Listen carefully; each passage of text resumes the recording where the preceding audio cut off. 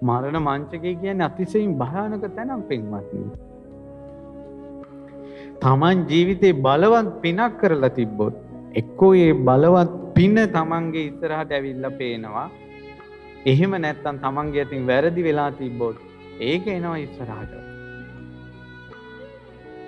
ඒ නිසා මේ දැන් යම ලොකුවට ලෙඩක් දුකක් නැතුන් ඇවිදලා කියලා ඉන්නකොට ඔය ඉන්න විදිහටම මැරෙන මොහොතේ ඉඳී කියලා හිතන්න එපා.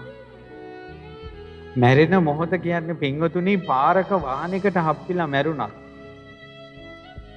නාගසේන මහරහතන් වහන්සේ දේශනා කරනවා විශාල දෙයකට චප්ප වෙලා මැරෙන මැස්සගේ පවා සනිකව මැරෙන කෙනාගේ පවා ඒ මොහොතේ ඇතිවෙන සිතිවිලි සමුදාය ගණන් කරන්න බෑ කියලා. කිරි 150ක එහෙම නැත්නම් අක්කර 150ක වී වපුරලා ඒ වී ගොඩේ බැත ගොඩක් ගහලා ඒ වී ගොඩේ වී ඇට ගණන් කරන්න පුළුවන් කියනවා.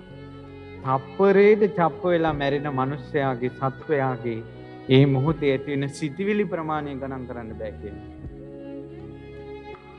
ඒ නිසා වාහනයකට ඔලුකට චප්ප වෙලා මැරුණත් ගොඩාක් දේවල් මතක් වෙලා මැරෙන්නේ.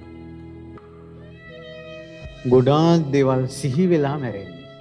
ඒ නිසායි දැම්ම කියන්නේ පුහුණුවක් හදාගන්න වැරදිච්ච දේවල් අමතක කරන්නේ.